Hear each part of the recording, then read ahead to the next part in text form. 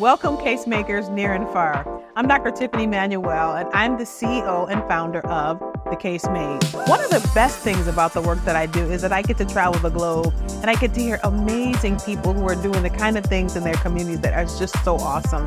And when I hear great case making, there's only one thing that comes to mind: fierce.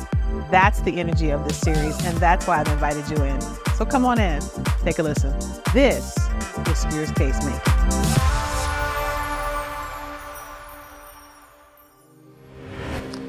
Oh, child, listen, y'all. Woo, you want to listen to this. I know I know you're going to say, Dr. T, every episode of Fierce Case Making is just better and better and better and better. This is one of those episodes where we get to hear from somebody talk about a part of the justice walk that we don't always have the opportunity to hear from. And so just listening to somebody talk about their walk, a different part of the justice journey, is so important. So you're going to hear on this episode Rebecca Cokley talk about what's happening in disability rights and what's happening in the disability movement. And you're going to hear her talk about things like, the message and the messenger. And sometimes the messenger is just as important as the message, right? You're going to hear her talk about all the advancements that we take for granted that we would not have were it not for folks in the disability movement making the case in the way that they have. Oh my gosh. Classic, classic, classic. Another episode of Fierce Case Making. Have at it, y'all. Rebecca, thank you so much for joining me today for our session of Fierce Case Making. Thank you so much for having me, Dr. T. It's awesome to be here. Thank you. Well, listen, I'm going to jump right in. I want to just tell our guests kind of where I met you for the first time, kind of informally. I was at the Philanthropy Ohio conference, and I was just kind of listening to some of the sessions, but I was going to be on a panel later that day. And your panel came up and you just wowed. I'm the kind of person, like, I go to conferences all the time. I listen to folks talk about how they make the case for the stuff they're working on. And when I listened to you, I stopped. I was like, whoa, wait. What she's talking about right here, she is masterful at this. I must absolutely have her on the show. So that's the genesis. We're going to get into that in a second, but wow, I'm so inspired by your work and just excited that you're able to join us today. Thank you so much. It's like I said, it's wonderful to be here, and I'm always all about getting the message out. That's right. Well, let's start off. So first of all, I just want to say you have been a tireless advocate for folks who are championing the rights for a whole range of folks, but especially in disability policy and disability rights. Talk to us a little bit about where the movement is right now in terms of those issues.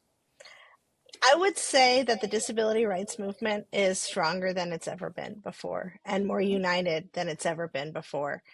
And I think a lot of it has to do with philanthropy waking up and realizing that they needed to make tangible, meaningful investments in the disability rights movement, which it really hadn't before. And there's only so much that you can do in terms of movement building when all of your funding comes from the government. The government isn't going to fund you to protest them. The Right. government's not going to fund you to tell them that they're doing it wrong. Mm-hmm. And those priorities shift with every presidential or gubernatorial administration. And so the influx of philanthropic dollars has really allowed the community to be able to work in a way that it hasn't worked before, and to actually set the priorities and say, these are our priorities. And now we have the funding and the resources, even though there's not nearly enough yet, but to help us advance the goals that we're determining for ourselves. Mm-hmm. Absolutely. I remember when I was working for one of the secretaries of Health and Human Services many, many moons ago. And, every time there would be a change in sort of Medicaid or Medicare policy or, any kind of policy that was going to negatively affect, the disabled community, it was very clear. We knew that we were going to be locked in and locked down because folks would come in, chain themselves to whatever. And we were like, yep, they're coming out. Like, because we knew that, like, this is a community that when you step in front of them and you're doing stuff that's not helpful, They're gonna let you know. They're gonna tell you about it, right? They protested me when I was in the Obama administration. I remember going downstairs and having a lobby full of folks that I had known for like 25 or 30 years, even at that point, since I was like a baby activist, and being like, really, y'all? Like, I'm with you. That's right. Like, That's and they're like, right. we don't care. They're like, equal treatment for everybody. And I'm like, That's right. all right, I see you. That's right. And I remember, all the time having this like, moment where I was like, I'm in the building, but I kind of want to be out in the with Oh, them. But I'm absolutely. in the like, hmm. It's kind of like one of those double dutch moments. Like, am I in? Am I out? I want to be in, but I'm out. All that. Well, and it's also to me like such a testament to the strength of the community. Like people look Mhm. at this community with a very paternalistic Mhm. lens. Like we have Mhm. to care for those people. Oh no, those people know what they're doing when they disconnect their like 2,000-pound wheelchair's Mhm. battery. Mhm. They know that your city does not have accessible paddy wagons. That's So right. what are they going to do? Like, how are they going to haul them off? That's I right. remember watching during the Affordable Care Act protests, a bunch of my mom's friends Mhm. like get arrested, and like they're sending me a text. They're like, "We're arrested. We're going off to jail." They're like, "Oops, DC doesn't have paddy wagons, so we're just like hanging out here until they figure out what they're going to do with all of us." And I think the community like we also understand the power of using that like weaponizing that Yep. paternalism, Yep. and understanding that like when the media looks at people throwing disabled people out of their wheelchairs, Right. like society's like, wait, how do I feel about this? Like they're Right. protesting, but at the same time they need to be like we feel this like urge to care for people. Mhm. And so what does it mean when people that society deems as weak or unworthy are Mhm. actually physically really demonstrating their strength? I love that. That to my mind, that's just a really good example of like turning a sort of dominant narrative on its head. And you're right, people have to sort of stop and try to make sense of that because what they're seeing doesn't line up with their own understanding of these issues. Like, wait, what is happening here, right? And so it gives us the opportunity to undermine, right, the very thing that people take for granted, which is an important part of case making, right? You want to do that all the time because it forces people to rethink their assumptions or the stuff they learn because it doesn't line up, right, with what they're seeing in the world. Absolutely. I remember actually talking to Congressman Lewis, and I have my standard good trouble sign over my Yep. shoulder. And I remember talking to the congressman about how he would show up for disability protests all the time. And one of the things he said, he was like, Rebecca, I've sustained at least a dozen traumatic brain injuries being beaten by cops. Mm-hmm. Mm-hmm. And he's like, I am a proud member of this community, Mm-hmm. and would openly identify in solidarity with a multitude of movements. But I remember always watching the report outs on who got arrested and be like, oh, JL was there, and people are like, Congressman Lewis stepped out of his normal space today, and he was like, no, this is my space. Right. you know That's absolutely right. That's absolutely right. And it's one of the things that, and I would say one of the reasons why I sort of got into case making, and just have been a lifelong, I would say, subscriber to kind of what it takes to bring people forward is this very issue that so much of our civil rights agenda, right, so much of the, things that we've done, right, through whatever means, right, to try and make things better for folks have come as a result of literally physical violence or people putting their bodies kind of in the middle of business as usual to stop whatever it is that's happening. And that won't stop. I mean, we will continue to have to do that, but there are also ways to make the case in a stronger way. So maybe we won't have to do that so much and so often. Like I think about the civil rights movement overall. I work a lot in the housing space, and I say, part of the reason we got the Fair Housing Act was because of the death of Martin Luther King. Nobody's going to pass that until Absolutely. his assassination. Absolutely. And then they said, oh, we better do something. Okay, fair housing. Like that, yeah. But we also want to be able to, as a nation, to make decisions about who we want to be without having to assassinate people, right? Yeah. Or having people chain themselves, right, to the desks, right, of the local whatever it is, to be able to say, you know what, there's a better way to do this. We all deserve a shot at success and a great life. We can do this, and let's talk about that. Yeah. Absolutely. I think about how we wouldn't have gotten the ADA if it Mm-hmm. wasn't for sort of the nexus of the Vietnam War, Mm-hmm. HIV, Mm-hmm. and the movement to deinstitutionalize Mm-hmm. people with intellectual disabilities. Like Yep. those three circumstances where all of a sudden people like me were not kept in basements Mm-hmm. anymore. We're actually having the right to go to school. We're out there in society. We had this huge wave of folks come back from Vietnam Mm-hmm. with really like a war that was stigmatized for those soldiers in a way that was really harmful, and so many of them ended up homeless and without services. And at the same time, this emerging epidemic, Mm-hmm. predominantly affecting the LGBT community, and how all of those circumstances created the storm that then resulted really in the passage of the Americans with Disabilities Act, which was Yep. also really in a lot of ways the last bipartisan piece Mm. of civil rights legislation. Yep. Yep.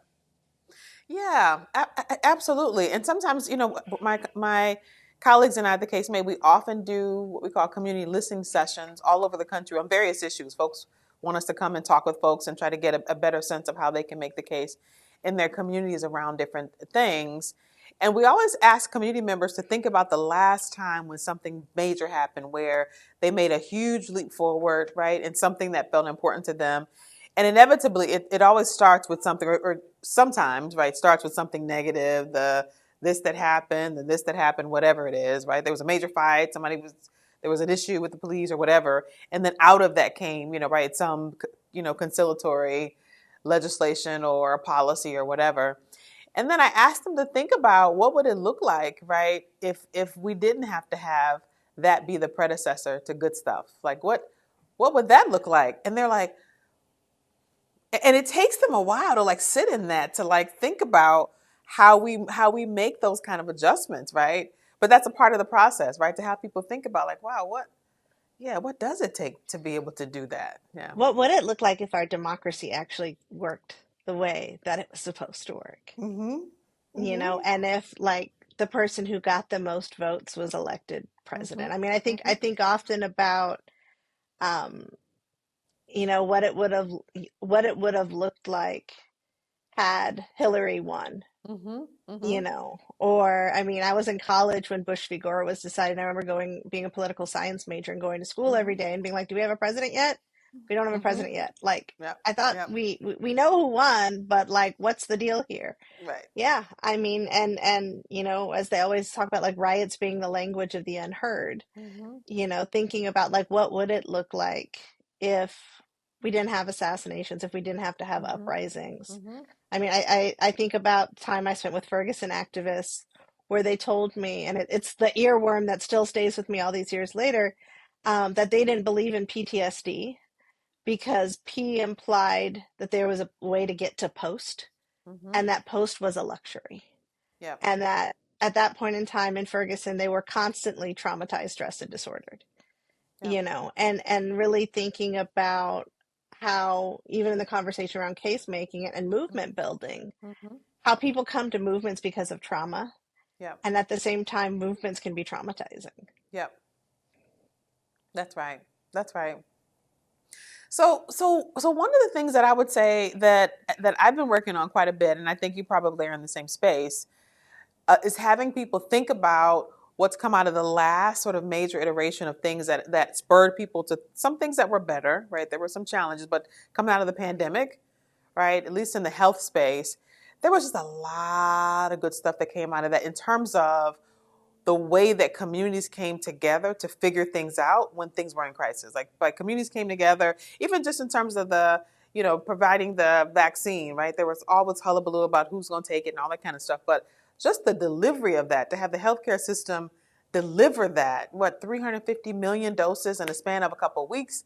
People got really creative. I know where I live in Orlando, Florida, they lined up the convention center. You sort of drive, four Yep. lanes of traffic driving through the bottom of the convention center. You got there, you stuck your arm out the window. They gave you the vaccine, and you kept on driving without even turning your car off.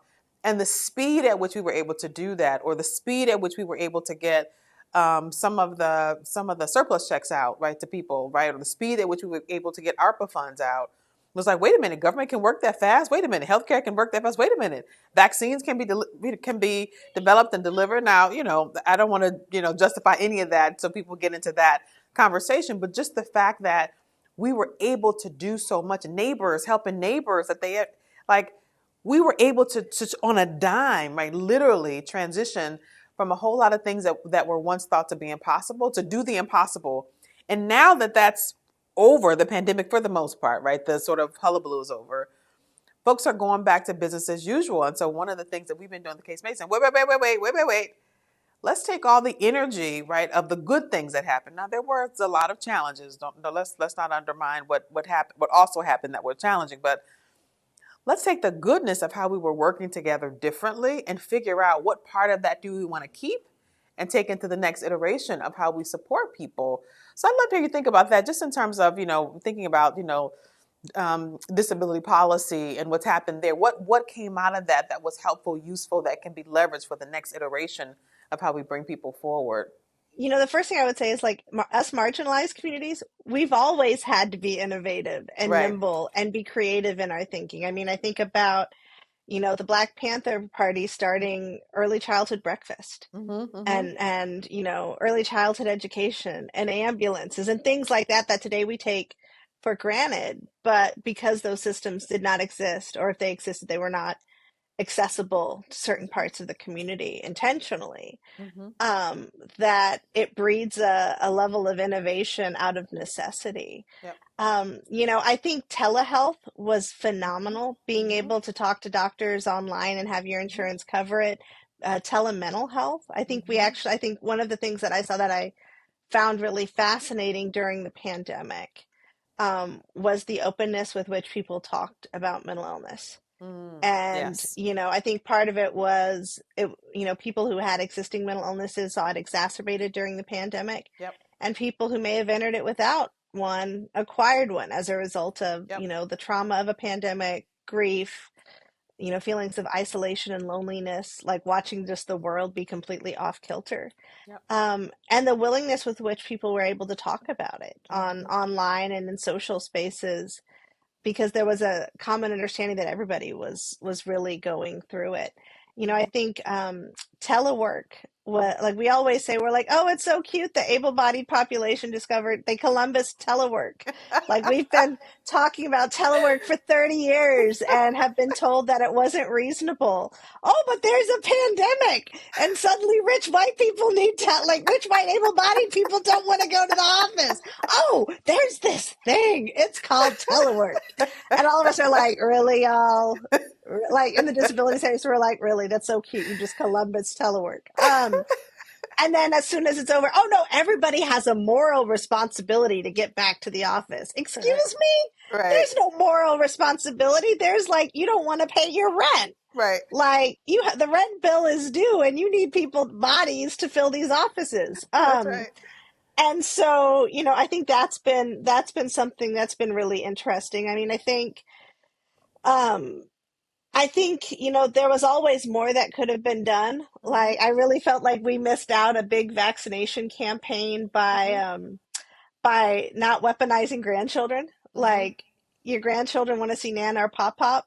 Everybody wants to go to the holidays. Like, you can't, like, the number one cause of death of seniors is COVID. Right. Like, let your kids have all these ads with kids saying, I want to go see my grandma for Christmas. Like, get Right. your shot, get your shot, cousin Larry, who's like shady and not wanting to do it. That's right. But I think there was a lot, and I think there's a lot that, I mean, the child tax credit Mm-hmm. was massive. Mm-hmm. Being able Yes. to, it lifted like thousands of families out of poverty, Mm-hmm. and that's a good thing. Yes. And to watch the rollback of that, I think has been really disappointing. I Mm-hmm. think, you know, there's any number of other opportunities that where we can take learning from the last couple of years, Mm-hmm. and apply it to work going forward. I mean, I think investing more in the care economy, and both in people that receive care and Mm-hmm. people who provide that level of care.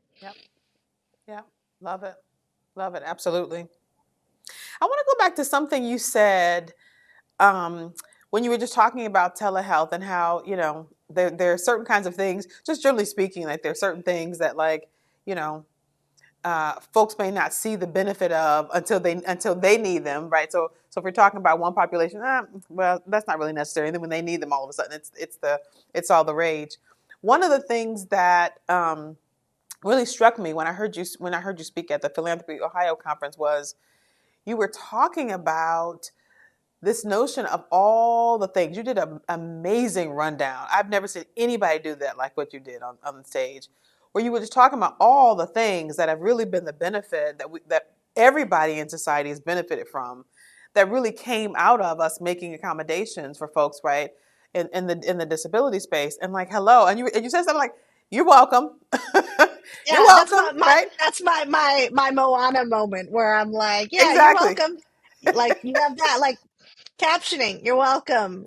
Like suitcases with four wheels, yeah, we gave you that. Like all of curb cuts, that's us. You know, elevators that talk to you when the door is open, tell you what floor you're on because you're too busy texting your boo. That's ours too. Like all the various, yeah. I mean, we live in a society where so much innovation has come out of Hmm. what we call curb cut technology, which is, Hmm. you know, you create something, you make the world more accessible for the people with disabilities, and then it's adopted by everyone else and mainstreamed as commonplace and frankly common sense. That's right. That's right. And you were even talking about something, I think Walkman or something like that, or Walk People Oh, or whatever the thing. the CD or Mm-hmm. the iPod was developed because Steve Jobs was obsessed with Wagner's Ring Cycle and did not like having to switch CDs in the middle of a 6 hour opera. And Mm-hmm. he was like, what could we do so I wouldn't have to like carry a CD binder with me?" And it was like, well, we could digitize music. And I remember reading that and being like, yep, that's a disability thing. And you're welcome. You're welcome. All the things, you're All all the welcome. things. All the things. I love that because one of the things in case making that is really central is helping people to see their stake in your success, right? Like, listen, folks, all of us benefit, right, from all the ways in which we are thinking about issues of equity, right? When we make sure that folks are taken care of, no matter what their state of need is, all of us get to benefit. And the more we keep saying that and pushing that out, it's like, oh, wait a minute, you're right. Yeah.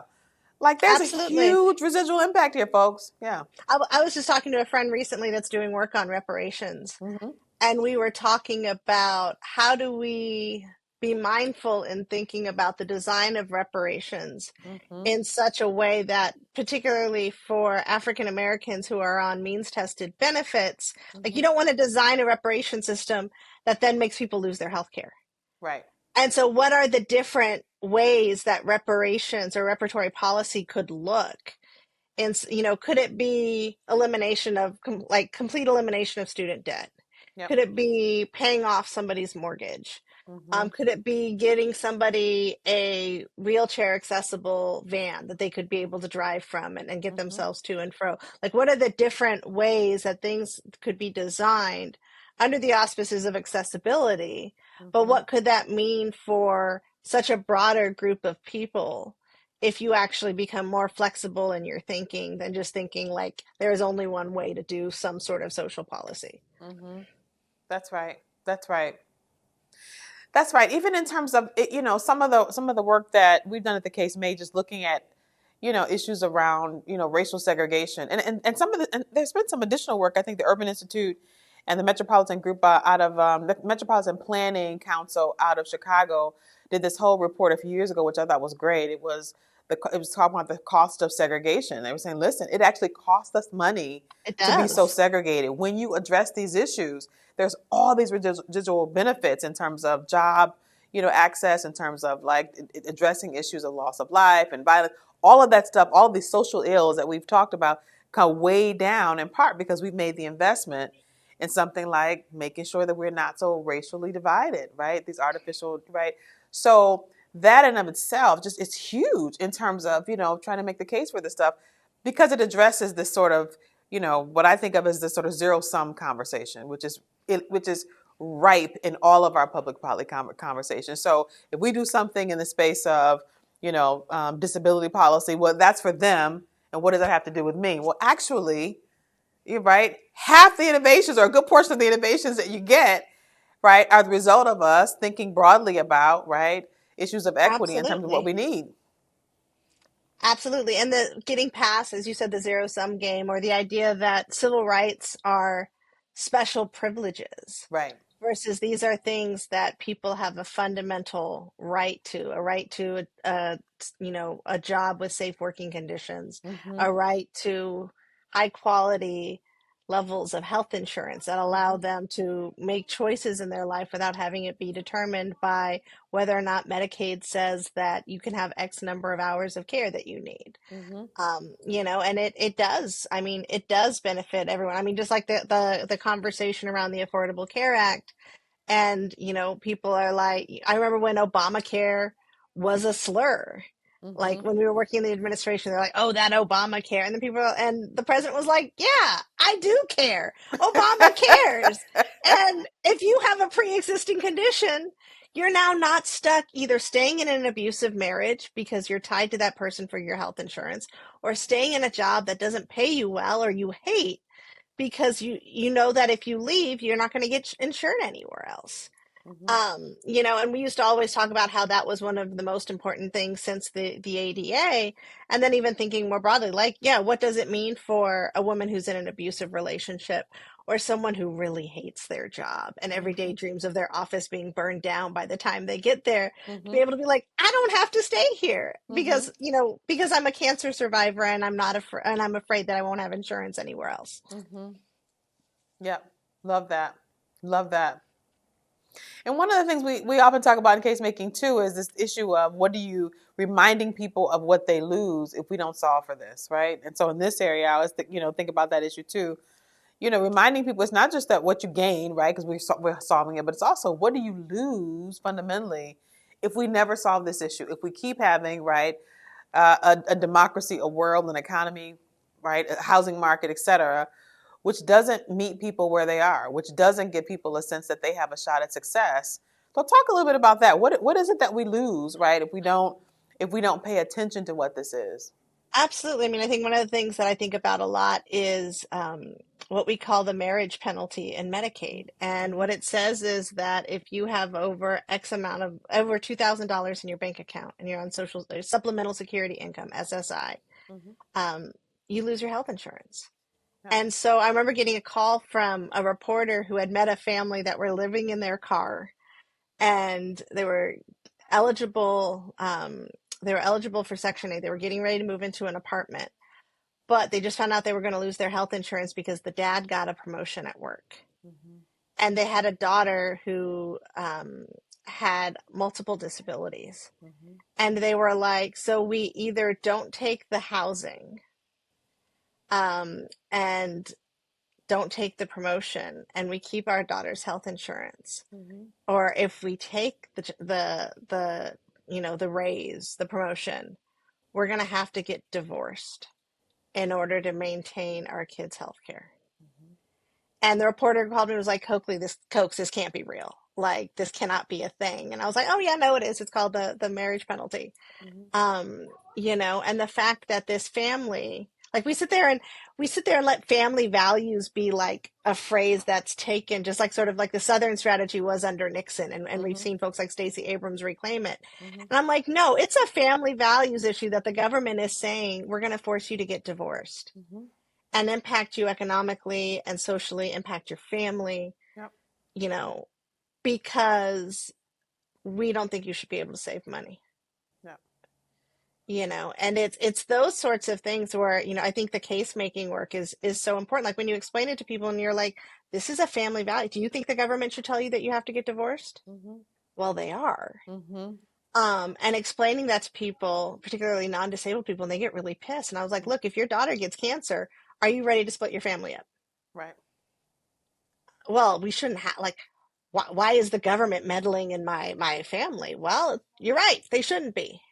And yet, I have friends that will never be able to get married, Mm-hmm. and have to maintain two different households versus living with the person they love, and getting married and having all the economic benefits of marriage, because the government doesn't feel like they deserve to get married because they're disabled, and that rather they deserve to be poor. Yep. Yep. Yeah, and I think at the core of what you're saying too is if no, two things. One is what I call slow braining people. Like like pulling out that example and then asking if that makes sense, and they can't, like their brains can't make that make sense, and so they have to they're like, wait a minute, I can't make it make sense because it doesn't make sense to me, right? And when they do that, there's an opening to really have a different conversation with folks, which is huge. But the other thing that is implicit in what you're talking about is a value statement, right? You say you value, okay, we got Yeah, that. You value this thing called marriage and all. You want people to do that, the whole dance, got it. Then here's what it takes to do that, right? To maintain the thing that you said that you want, right? And your values. And if you can't line those two things up, values don't work, and I can't make it make sense the way it is, you got an opportunity to pull people forward, right? In a different kind of conversation. absolutely. I mean, I remember a young man that used to work for me at the White House who got into Harvard with a full ride, and he used a wheelchair and had to have home care services. So he needed somebody to help him get dressed in the morning, to help make him food, to roll him over once at night so he wouldn't get bed sores. Mm-hmm. And he had to turn down the full ride to Harvard because Massachusetts at the time would only give him 4 hours of home care, and Illinois gave him 12. Mm-hmm. And it was like, and I remember, talking to people and being like, well, why doesn't he just take the full ride? And I'm like, because he could die. Because all Mm-hmm. it takes is one bed sore, Mm-hmm. and he's going to be in the hospital for months versus, and he's doing all right. He's working at a firm in Chicago. Is he doing as good as he would have done socially and economically with a full ride to Harvard and no law school debt? Absolutely not. Mm-hmm. But these are the choices that folks with disabilities are forced to make in a country that like fundamentally wants to talk about poverty, uh, like in the terms of who's deserving and who's undeserving. Mm-hmm. Yeah, that's right. So talk to me a little bit about, as you think about the future of what's possible. I like to ask people the question, like, what are you most optimistic about when you think about what's possible, right, in this space? We're in a really, I would say, some would say a precarious moment. Things feel really kind of out of order on a number of, they were already out of, now they're out of order for most of Americans. Like before it was just for some of y'all, right? Now it's just for all of us, right? Or whatever it is, right? And so there's an inclination that people have to start sort of hunkering down and protecting what they have, right? Like, oh, this is getting really, let me figure out how to protect the thing that I have versus us figuring out together like how we have needs, how we manage together, how we figure out to meet each other's needs, right? Um, so in that moment, like what is the thing that makes you feel super optimistic that the future gets better from here, right? That there's an on ramp to something better, right, than where we are at the moment. For me, it's always my kids. I Mm, have a 13-year-old, a 10-year-old, and a 6-year-old. hmm And we live in New Jersey. I never in my life imagined I would live in New Jersey. It was like, oh, someday I will live in the Garden State. I'm from California and I lived in DC for like 20 years. And we live in a school district where my son decided one day he wanted to learn about the Tulsa massacre. mm, And so he went to his English teacher, and his school is sort of like Hogwarts in that they have like houses, and his head of house is his English teacher. And so he went to Mr. Anderson and said, I want to learn about the Tulsa massacre. I've heard about it, but like, I want to learn about it. mhm, And his teacher sent me a note and was like, hey, can we hop on the phone? And I was like, oh gosh, what is it? And he was like, kid came to school and said he wants to learn about Tulsa. And he's like, I have like basic resources, but he's like, I know you know everybody. Can you like put a call out for some curriculum on mhm, Tulsa? mhm, And so, and that was before Twitter was evil. And so I like hopped on Twitter and was like, hey folks, 13-year-old wants to learn about Tulsa and the teacher's looking for curriculum ideas. Who's got what? And like the Tulsa Education Project sent me mhm, stuff. Angela Rye, the journalist, mhm, Politico, general badass, dear friend of mine, like Angela was like, oh, I wrote papers on this in college. Let me send you my papers. Like the amount of resources that we got was mhm, amazing. mhm, And I think about in this time where schools are so much under attack mhm, and where like teachers aren't being able to teach the truth. mhm, And that I have a kid who has seen some things mhm, and like took it upon himself to like bring this idea to his teacher. And that he had a teacher that was like, yeah, let's do this. Let's take a beat and like teach about Tulsa next week. Mhm. Um, and that if that's possible in this school district, it's possible everywhere. Mhm. And I think about like what it meant to my son to be able to like, I mean, he always walks around with a little bit of swag, but like there was like a higher level of Mhm. swagger because he was like, "Oh, I brought this up. Like we're learning about this because like I brought it up." Mhm. Um, and for him to be able to own that and what it meant for him as like a young African American disabled kid Mhm. to be able to determine what his class learns because Mhm. he was curious. And I think as long, as long as the kids stay curious, I think we'll be okay. Mhm. Like we have to support that curiosity and buttress it, but it gives me hope. Yeah. Yeah, I love that you said that. And I would say I am in the same boat as the mom of two teenage boys. The thing that makes me most hopeful is them. Because Yeah, they just have a different way. They've grown up in a different time. The kind of arguments and discussions we're arguing about, they're like, "Oh, mom, that is so like, you know, 21st or 20th century. Like we're so far beyond that." And their just mindset and understanding, like even just about things in the environment, like, "Oh no, we're just waiting for y'all to move out of the way so we can actually save the planet because y'all are messing it up, and we're about to that fix is it. that Can you is just so move?" true. They're like, please just like take a seat, take a stadium full of. They're like, okay, Gen Xer, like the way we are about boomers. They're like, okay, Xer, sit down Yep. and let us handle it. No, I think that's so true. And I mean, if teenage boys have it together, Mhm. Mhm. yeah, I mean, it says a lot. Mhm. Which makes me think about how we might be totally little bit off topic, but I just think how we might be able to best lean into kind of their opportunity and exercise of their case making skills. To some extent, they don't bother to sort of case make to me. And it's funny. My two boys, they are strong case makers. Sometimes they persuade me out of my. I'm like, wait a minute, what is happening here? You don't case make me, right? I'm case making you. But I think how do we unleash their capacity, right?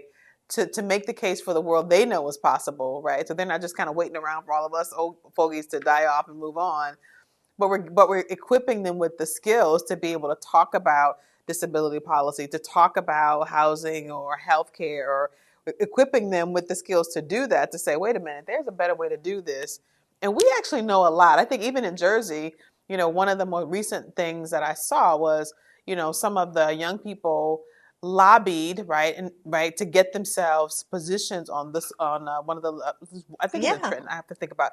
I don't know yeah, I which think it is city Trenton on the school board. on the Yeah. school board. I'm like, you just go. Like, that's exactly right. Get yourselves on the school board because the kinds of conversations y'all are going to be able to have about what you need as students, right? As folks directly impacted by those decisions, totally different, right, than what a lot of the adults in the room think you ought to have. So how do we unleash more of that capacity of these young people to do that thoughtfully? I think we try to find some like a show that we can watch together with our kids. Mm-hmm. I think like media has become so like individualized and Mm-hmm. personalized. And so like right Mm-hmm. now I know we're watching X-Men 97 like Mm-hmm. with our kids. Mm-hmm. And sort of dissecting the themes and our thoughts on the episodes. I Mm-hmm. think, before, I mean, we did Ted Lasso during the pandemic, and like I'm super snarky and jaded, and so like watching something so like hopeful and optimistic, like it took me longer than everyone else to sort of suspend my disbelief. Mm-hmm. But I was like, oh, okay, I get this now. And like my son got really into it, and I was like, okay, I will watch this because you care about it. And it was funny, my husband and I were talking about how growing up in the 80s, there really was like fireplace TV that everybody watched. Like we were talking about like all the miniseries that our parents were into were like, the original Shogun, Roots, Queen, the Yep. Thornbirds, where it was like, you can't watch anything else because mom and dad are watching it and we are all collectively watching Watching. it, and I think there's just so much media out there now Mm-hmm. that trying to find stuff where it's like, can I watch this with my kids? And that's why the conversation around Bluey is so funny, where they're like, parents are getting a lot from Bluey. And Mm-hmm. I'm like, but it's even more saying that parents are watching TV with their kids. Right. And so I think like finding those things that you can watch together, finding those things that you can talk about, um, having like my kids always laugh because I'm a political nerd. So like I always have the news on in the background. Mm-hmm. And, my kids have gotten to the point having, especially my son who grew up in the White House Mm-hmm. when I was working for President Obama, who will look on TV and see like, oh, Auntie Brittany Cooper's on. Like, what's the crunk feminist talking about today? Or Brittany Packnet's on, and like that's Auntie Brittany, and like her husband Reggie takes our family photos, and or like Congresswoman Ayanna Pressley, Mm-hmm. who they love, or Senator Warren, who they've known since they were itty bitty, Mm-hmm. both of whom like they're like, oh, that's my person. Oh, Mm-hmm. what's she saying? And I've like texted Ayanna and been like, AP, like the kids like sat and watched your speech today on like eliminating student debt, and they're like, yeah, maybe college will be free when we grow up because like AP worked on it. Yeah. And so for them, I think it's been really meaningful to have connections to Mm-hmm. a variety of different people. I mean, as a little person, I always feel like um, I have the disability thing down, Mm-hmm. but as a white woman raising Mm-hmm. African American kids, I'm like, there's stuff I don't know, and Yep. I'm not the right person to talk to them about it. Yep. But my responsibility is making sure that, my husband and my responsibility is making sure that, we have a plethora of strong Black men and women and folks around them as they grow up. Mm-hmm. My husband's always like, you make sure we got the disabled folks, I'll make sure we have the Black folks. Mm-hmm. And that's the responsibility that we have so that they can A, Yep. make those connections, and B, have people that they can ask those questions of. Yep. Yep. I love that.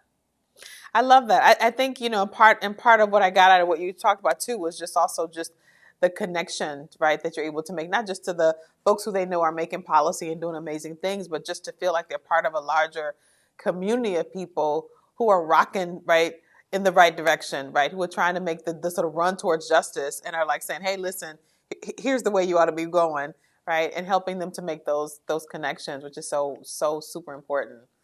Um, Absolutely. yeah.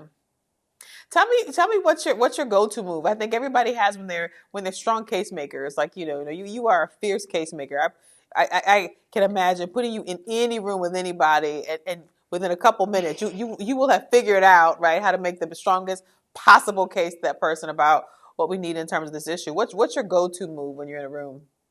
Doing a ton of research ahead of time. Like Mm-hmm. I will, like I always joke that my brain is like the serial killers map on the TV show, like with the pins and the pictures. And so it's like, if I'm going to go into a meeting with somebody, I want to know where they went to college. I want to Mm-hmm. know if they Mm-hmm. pledged Mm-hmm. or they were in the band. Mm-hmm. I want to know if they studied abroad. Mm-hmm. I want to know, I'll remember what shoes they wore, Mm-hmm. and hold that information because I never know when it's going to be useful. Yep. um, I remember meeting with somebody when I came to the Ford Foundation and was doing research on one of the participants in the March on Washington that doesn't get a lot of media attention, who was a little person who stands to the right of Dr. King during the I Have a Dream speech, but we don't see him in most media because the podium's taller than his head.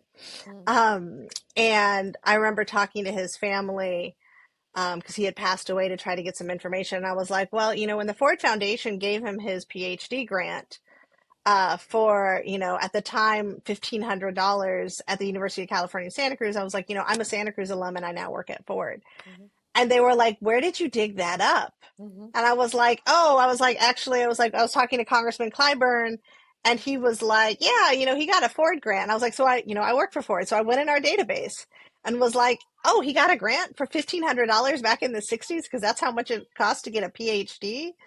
And it was to work on social work at UC Santa Cruz. And I was like, I'm a Santa Cruz alum. Mm-hmm. And I mean, that's something I always remind people. It's like, keep those little bits of information. It might be just a line on a resume, Yeah. um, but it's so important to people. I mean, I remember, I mean, my birthday is December 4th, which is Alpha Phi Alpha's Founders Day. Mhm. Mhm. And when I would interview people at the White House and I would see that they were an alpha, and I would be like, oh, you know, you're an alpha. So what does it mean to you to be a man of valor? Mhm. And they would like look at me and be They're like, like, wait, what? what? And I was like, my birthday is December 4th. Like, you're not ready to answer that question. Like who was on your line? Um, you know, or like, you know, talking to the deltas and be like, oh, you came in your crimson and cream. I see you. Like, yes. Like three of my best friends are deltas. You know, and people would look at me and be like, how do you know that? And I'm like, I'm President Obama's chief diversity officer. How would I be qualified for my job if I didn't understand the Mhm. dynamics around the Divine Nine? Mhm. That's right. You know, and I was like, yes, the president and the first lady are unaffiliated and will remain unaffiliated, Mhm. but I can't do my job if I don't understand the dynamics in the community. That's right. You know, which is why my husband and I joke that, of course, the AKs are now taking over the world with Kamala Harris as their vice president. You know, but like, it's that, like, you will never get penalized for knowing too much. That's right. I love that. I love that. You know, the absolute first principle of case making for us is always connecting to people's aspirations, and knowing a little bit about who they are says a lot about what their aspirations are. And that connection piece, right, is so important. And you just spoke masterfully to that. Like that, if you know, people think that that's just, you know, interesting information. It's not just interesting information. It tells you about somebody's aspirations for who they are and who they want to be, and that allows you, right, to get them into a different kind of conversation than you could if you just were like, yeah, let me tell you about disability policy. Let me tell you about this new, you know, SB, whatever it is, right, that's going to do X, Y, and Z. No, it's like, hey, you know, I know that it's really important to you to have, right, whatever that is. Yeah.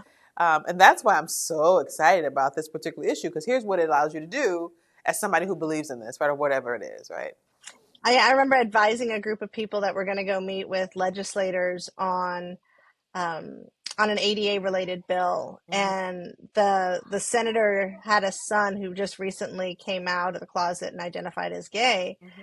and the folks that were going in to meet with him were a whole bunch of straight cis old white dudes in wheelchairs, Mm-hmm. and I was like, where's the LGBT members of Mm-hmm. your coalition? Mm-hmm. And they were like, well, this is a disability issue. I was like, the senator's son just self-identified as LGBT, as gay. Mm-hmm. You want to bring in some gay young people his son's age Mm-hmm. so he can see his son's experience reflected in them and what it would mean if their son was disabled, That's right. to actually make the case on this. And I was like, y'all are not the case makers on this. And I think Right. that's also part of it, is like knowing when you're not the person to Yes. make the case and being willing to like Yes. step back and be like, my Yes. role here is not to be the one out front. My role is to be the supporter, the validator, the person that designs the slide deck, whatever Right. it is, That's right. because I'm not the right person to deliver the message to this person That's or right. this group. That's right. That is huge. The humility of that, right? Because you care more about the success of the movement, right? To be able to take a back step, or to take a back seat when this is not, right, this is not your moment, or this is not your ministry. This is not the one for This is you, not your ministry. right? I am going to hold on to that. That is a gem right there. That needs to be a bumper sticker. Like, this is not the one for you. Let somebody else, right, who's better positioned, step forward, because for all the reasons you just said, right, they're able to make the case in a different kind of way. And because at the end of the day, the goal is that we win, right? You got to keep moving the Yeah. movement forward. And I've got to tell you that there are lots of folks who don't have the humility that takes. And that can be very frustrating. So speak to that. I know a lot of the folks who watch this are always asking us about that very question. Like, how do you get the folks who like to step back to say, listen, there are other folks who could actually make a stronger case here.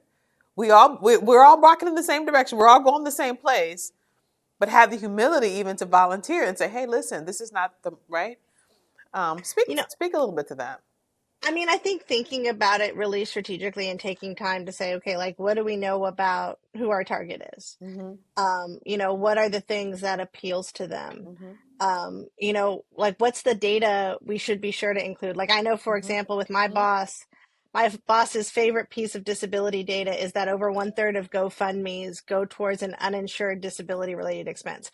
It gets him mad every time. Mm-hmm. Whoever delivers that message, I'm like, if you're going to go in and make a case to my boss, take that data point with you, slip it in somewhere, because he'll know that you're paying attention to the work, and he'll be like, yeah, that makes me really mad. And I think it's really, I think for my friend Alex Tom, who does a lot of organizing in Asian progressive spaces, talks about the importance of acknowledging being a yelder, like a young elder.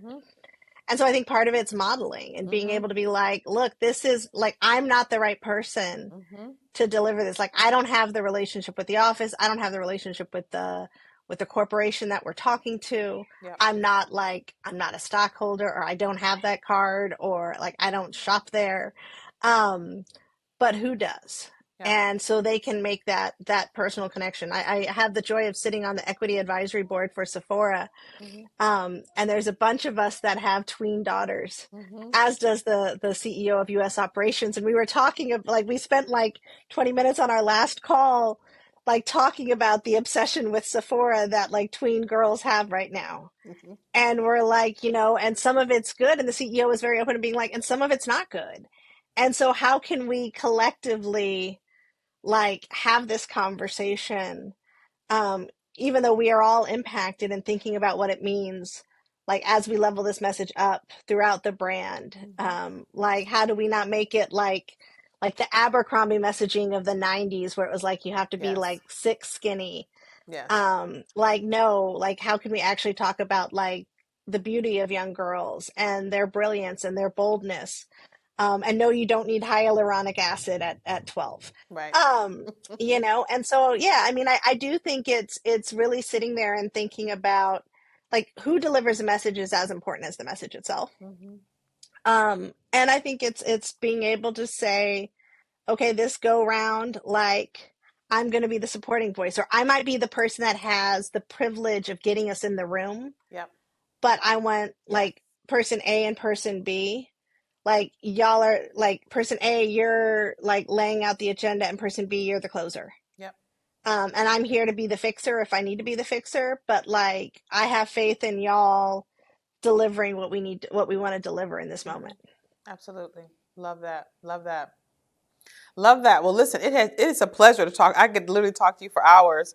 I want to ask just my final question is always about, the issue about kind of what's on your justice journey. Like at the case may, we only work with folks who think of themselves as kind of being on the journey to justice in some way, shape, or form, that they are doing the yeoman's work to get us there in some way, shape, or form, and trying to bring others with them along the way on that journey to justice. And so when you think about like, what's your justice journey? Like, what is the place that you want to take us, right? And when I say us, I'm talking about just humankind. Like, how do we get to a more just place? What would you say is on your pathway to justice? What does that look like? What should we be looking to you for as a way to champion the work that you think gets us to justice? I mean, I think for me the biggest thing right now is focusing on like how do we disconnect disability from poverty? Like if we can eliminate the subminimum wage, allow people to actually save money, shift small business grant making, because right now the SBA doesn't acknowledge disability as a marginalized group for grants. And so what does it mean for disabled entrepreneurs when you can't get an SBA loan? What would it mean if the disability experience was not exclusively an experience of poverty, and that people with disabilities could have the same level of freedom of choice as non-disabled people expect themselves to have? Oh my gosh, that is so good. Rebecca, you did not disappoint. Oh, this was so much fun, Dr. T. Oh my Anytime gosh. you want to have me back, we'll have to do this again. Oh my gosh. Awesome. Well, I'm going to say just thank you again for joining me today. And you are just an absolute inspiration. That journey to justice, I'm all about it. I'm a champion with you. Let's do it. We need all the help we can get. Thank you so much.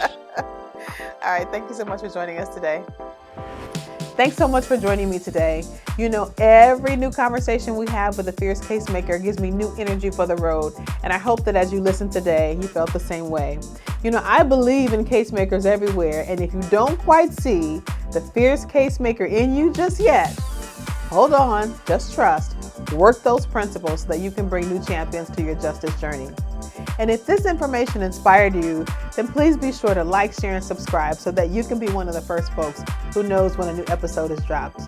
And until next time, stay fierce.